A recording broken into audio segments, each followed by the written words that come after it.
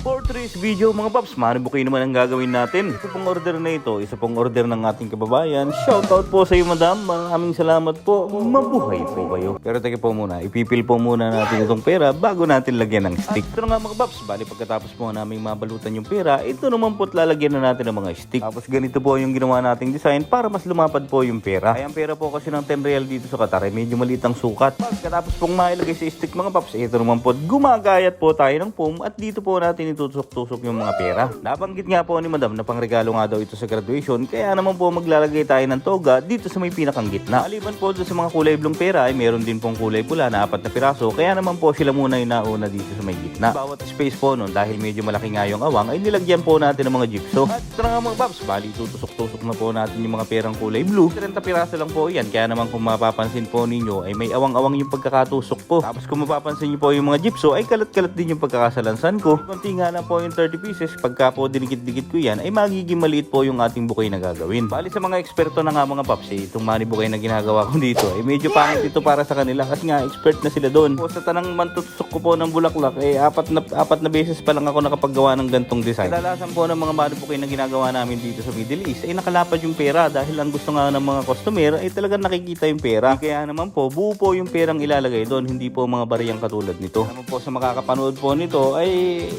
pwede nyo pong laitin dahil aminado naman po akong hindi ako ganong sanay sa ganitong arrangement. Ito nga mga paps, bali nakapaglagay na nga po tayo ng mga rapport na wrapping paper diyan. Ito naman mga paps ay kumuha tayo ng floral foam at dyan natin ipapatong nga itong money bouquet. Habang binabalutan po natin yung parting ibaba mga paps, shoutout po muna tayo. Mga paps, salamat sa tiwala nyo.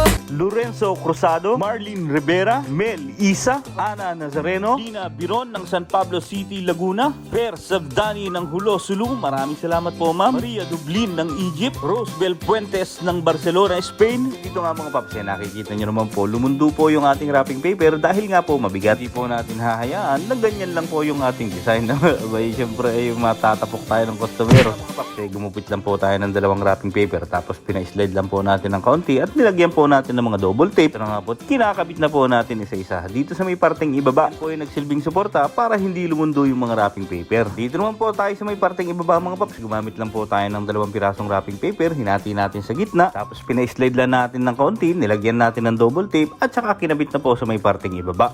Basta okay na sa customer, okay na rin sa akin yan.